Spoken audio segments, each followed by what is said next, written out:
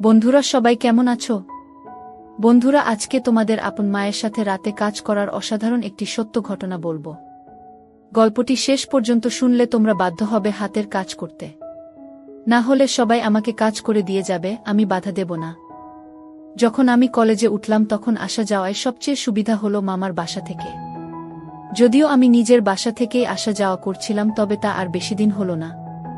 মামার আর আমার 11 বছরের পার্থক্য, বাট খুব আদর করেন আমাকে।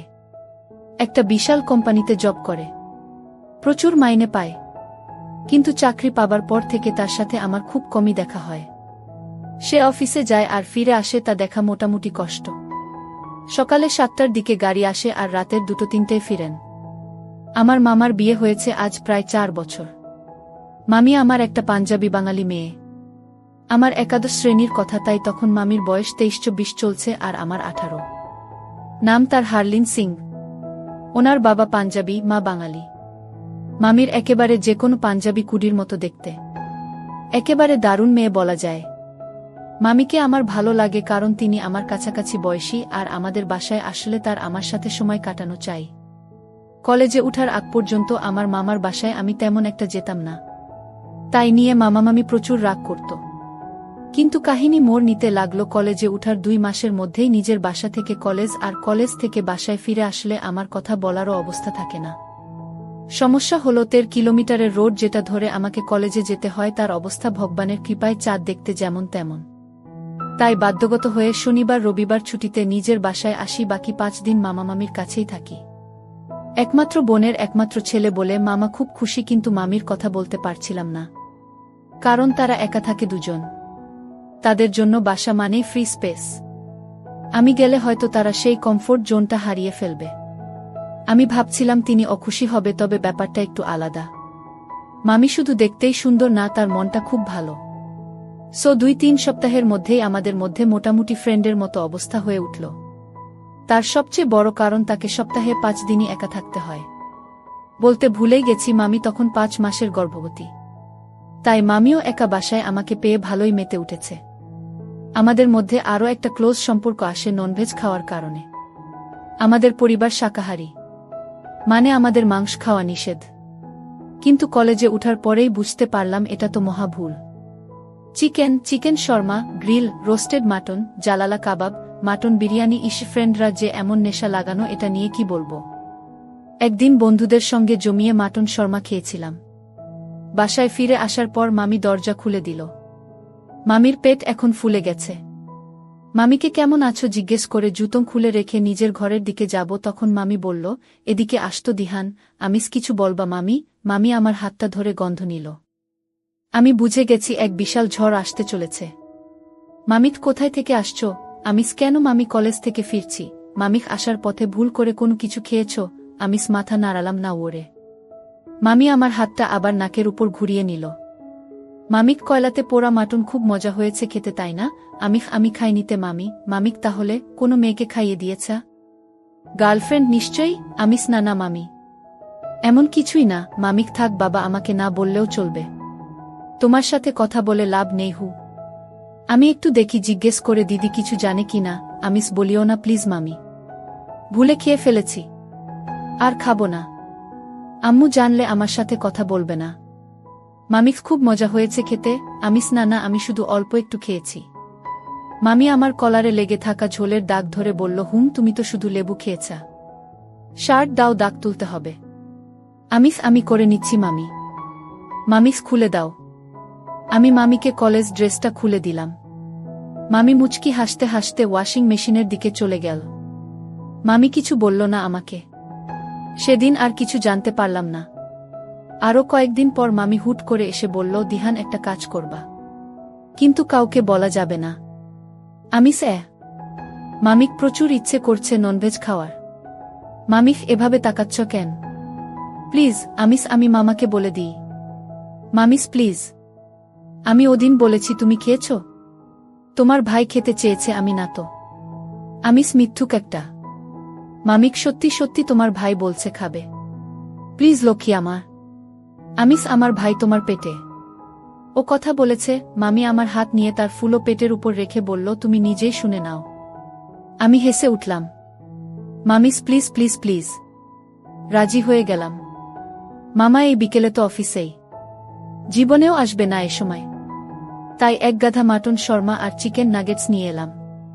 মামি তো বেজায় খুশি। মামিক কোল্ড ড্রিঙ্কস আনোনি? আমি স্নাহ ভুলে গেছি। আমি নিয়ে আসতে খানিকটা দেরি হলো, আসার পর দেখি মামি খেয়ে সাবার করে দিয়েছে। মনে মনে আমিও মন খারাপ করে ফেললাম। দূর মাথা, এতগুলো নিজে একা খেয়ে ফেলল। আমাকে দিত একটু, আমিও খেতে পারতাম। আমি কোল্ড ড্রিঙ্কসটা রেখে রুমে এসে পড়তে বসে গেলাম রাগ করে।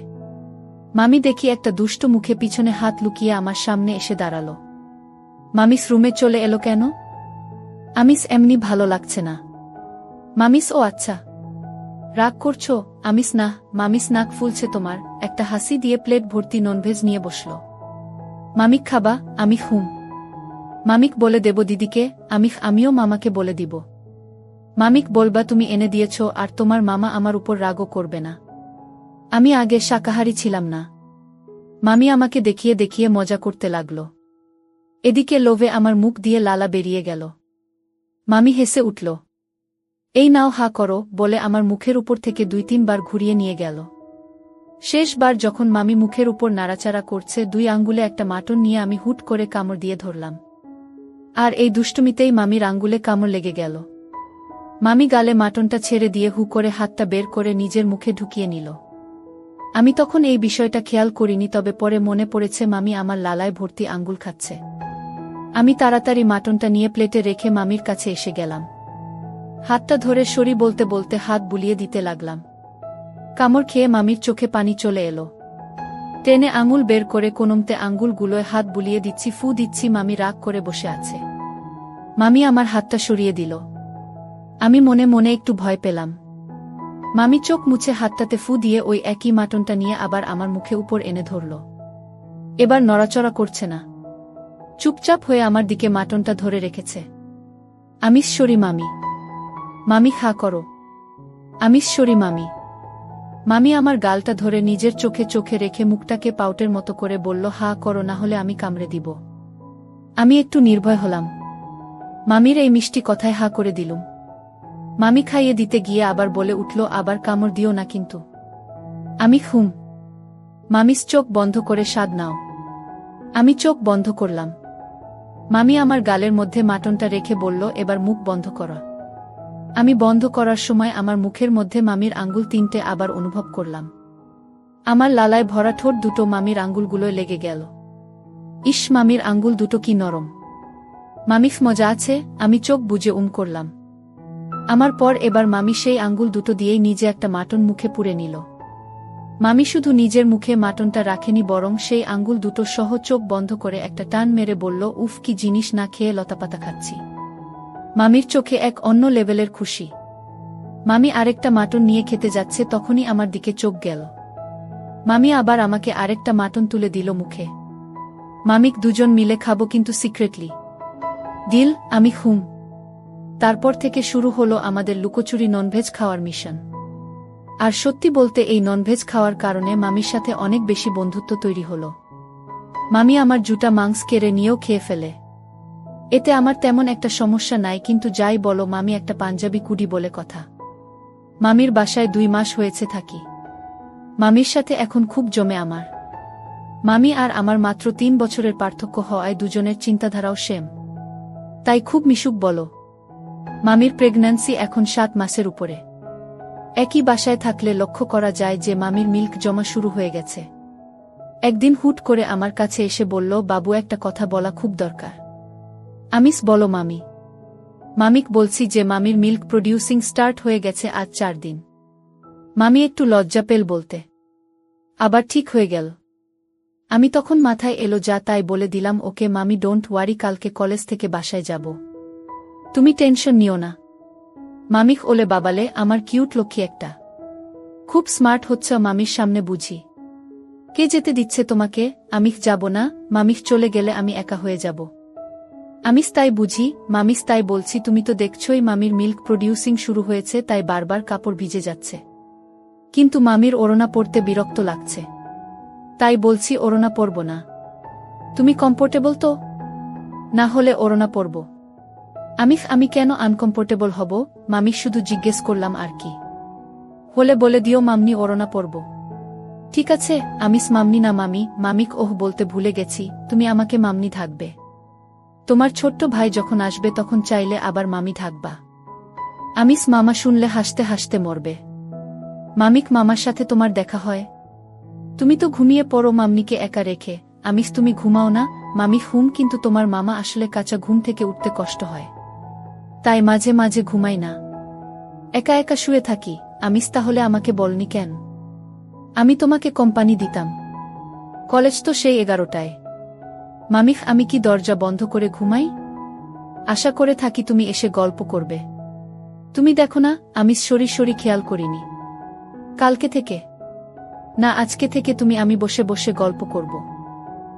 এখন মামনি থাকো। এই যা আবার। যাহ পারবো না। লজ্জা লাগে। লজ্জার কি আছে?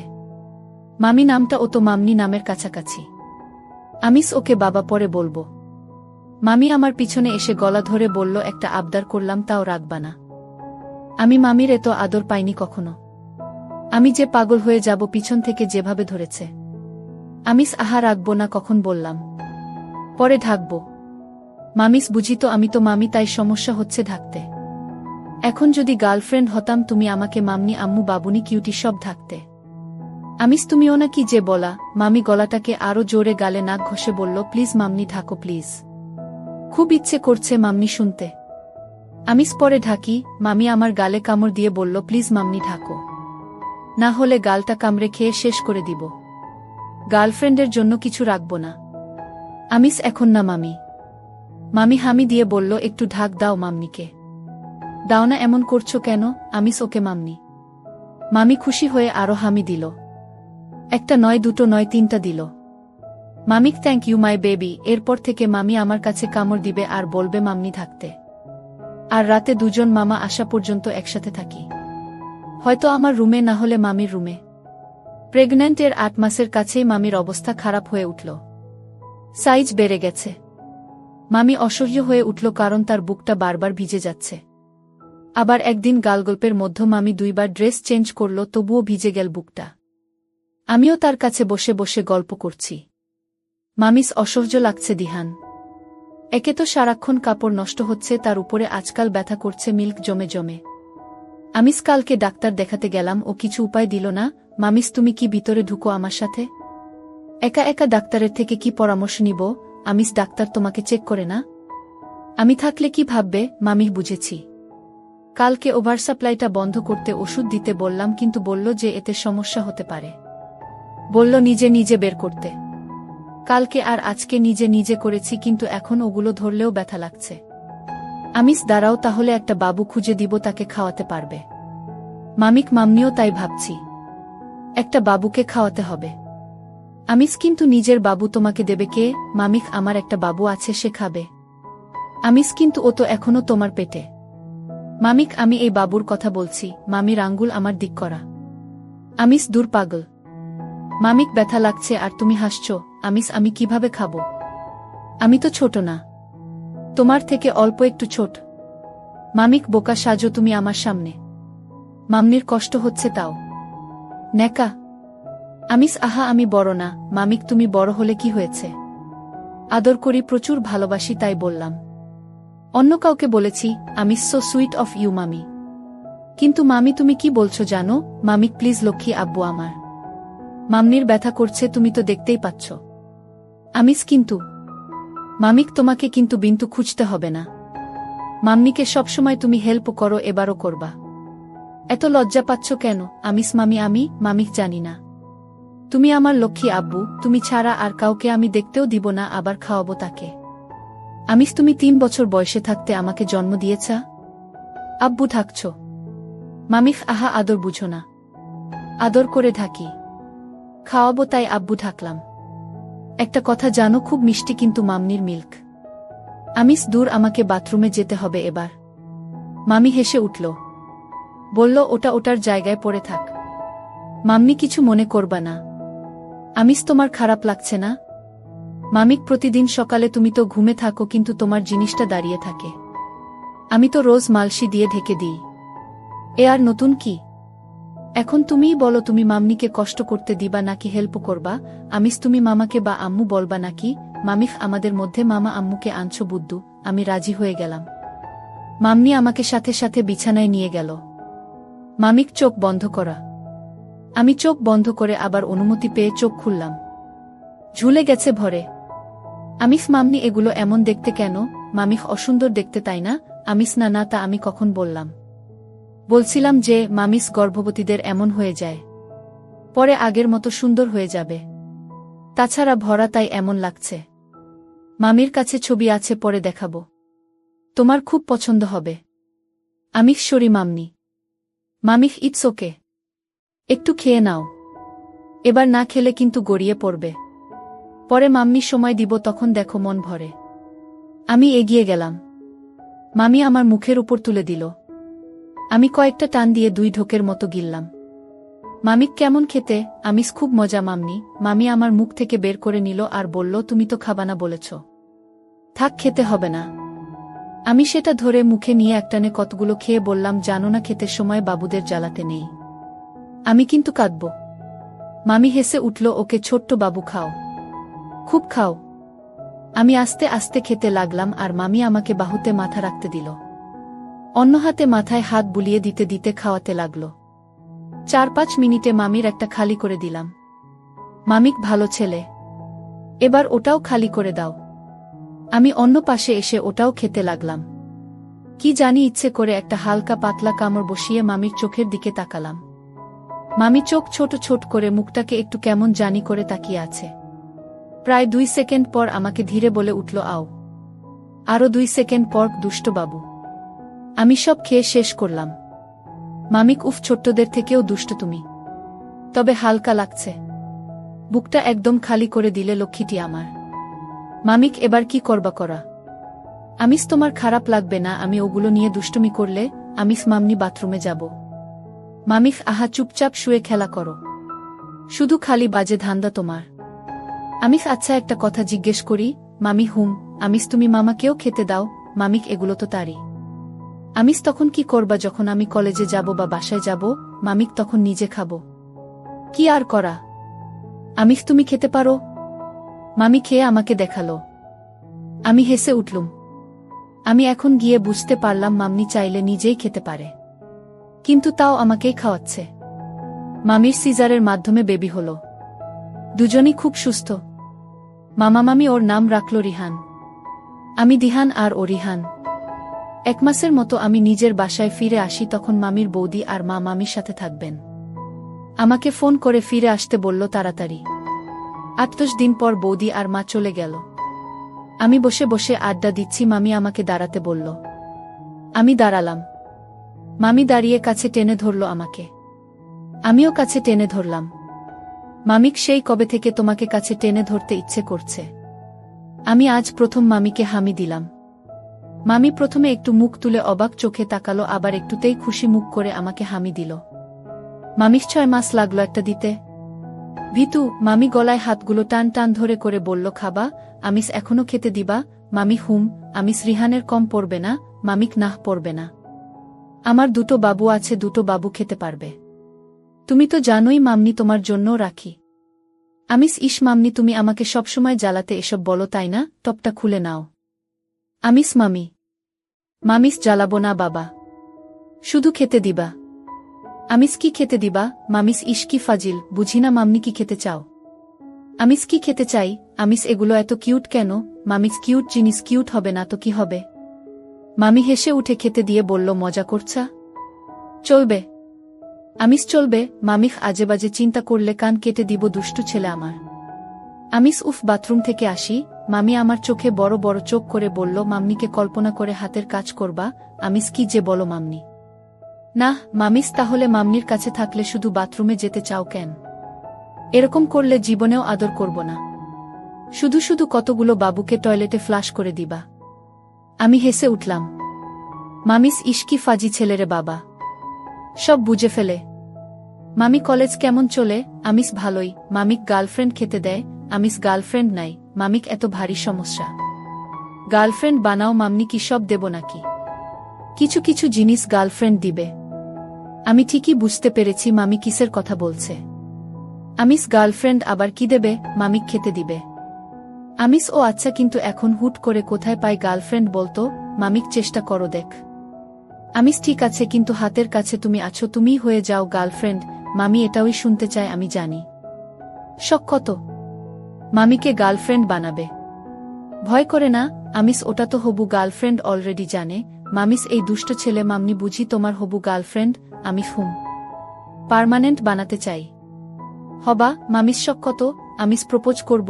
মামি গলায় রাখা হাতগুলোকে আশকাট্টি মোচড় দিচ্ছে। মনে হয় ভাবছে। বলল, না থাক, লাগবে না, এমনিতেই পটে গেছি। গার্লফ্রেন্ড হব, কিন্তু কাজ হবে আরও পরে। সেলাই একদম শুকিয়ে যাক তারপর। আমিস সত্যি বলছো? মামিক তোমাদের দুই ভাইয়ের দিব্যি। মামি রাতে বাবুকে ঘুম পাড়িয়ে আমাকে ঢাকতে এলো, ডিনার করবে বলে। দুজন ডিনার করে টিভি অন করলাম। মামা এখনো আসেনি। মামি পাশে বসেছিল, কিন্তু আমাকে সোফার কোনায় আধা শোয়া করে নিজে মাঝখানে মাথা রেখে দিল। আমি দুষ্টুমি করতে শুরু করে দিলাম। মামিক এই দুষ্ট হাত দিচ্ছে কেন? আমি একটু খেলবো তাই। মামিস এগুলোতে তোমার মামার। আমিস কিন্তু তুমি তো আমার। মামিস আহা নেকা। আমি তোমার কখন হলাম? আমিস তুমি আমার না, মামি হুম তোমার। কিন্তু আজই তো জিএফ হলাম। আজই নিয়ে যাবা? আমিস কি করব বলো, জিএফের গুলো কি সুন্দর আর কি তুলতুলে। মামিক তেল দিচ্ছা? আমিস বললে মালিশ করে দিব তেলগুলো দিয়ে। মামিস বাব্বা। ওকে বাবা খেলো, কিন্তু জোরে দিলে বেরিয়ে কাপড় নষ্ট হয়ে যাবে। আমিস ডোন্ট ওয়ারি, আমি নিজের হাতে চেঞ্জ করিয়ে দিব। মামিস এই দুষ্ট ছেলে একটা। চুপি খেলো মন ভরে। আজ মামা আসার পরও জেগেছিলাম। আরও 15 দিনের মতো কাটল। মামির কাটা দাগ শুকিয়ে গেছে। এবার আস্তে আস্তে দাগটা মুছে যাবে। আজ আবার সকালে মালসির নিচে দিয়ে কাউকে উপর আসার শব্দ পেলাম। মামি আসছে নিচে দিয়ে। এসে গলা শুয়ে গেল। আমি জিজ্ঞেস করলাম, রাতে ঘুমাওনি? মামিক তুমিও তো ঘুমাতে পারোনি। রিহান সারারাত কান্না করল। সকালে ঘুমিয়েছে। আমিস মামা, মামিক চলে গেছে। ঘণ্টা খানেক মামিকে আমার উপর নিয়ে ঘুমালাম, তখন হুট করে রিহান কেঁদে উঠল। মামি আমার উপর থেকে উঠে চলে গেল। একটু পরে কান্না বন্ধ হয়ে গেল। মামিস কই লক্ষ্মী, এখানে চলে আসা। মামি ঢাক দিল। আমি গেলাম ওনার রুমে। মামি ইশারায় কাছে যেতে বলল। আমি মামির পাশে শুয়ে গেলাম। তারপর তিনজন দুপুরে ঘুম থেকে উঠলাম। মামি আমাকে তুলল। মামিস উঠো, ক্ষুধা লাগেনি? আমি উঠে দেখি রিহান খাচ্ছে। লোভ সামলাতে পারলাম না। মামিও বুঝতে পেরেছে। আমি আজ সাত সকালে আমাকে ঘুম থেকে উঠাতে এসে বলল আজ নাকি নতুন কিছু দিবে। আমি তো উৎসাহী হয়ে বসে আছি। মামি কি করছিল জানি না, আমি বসে আছি, মামি হুট করে এসে আমাকে টেনে তুলে বিছানায় ফেলে দিল। মামি মাথার চুলগুলো পিছনে বাঁধল। আমার উপর উঠে গেল। রিহানের 3 মাস পূর্ণ হল। মামির দাগ মিলিয়ে গেছে মোটামুটি। আমি একদিন চেয়েছিলাম একটু এগোতে, কিন্তু মামি বলল আর একটু অপেক্ষা করা।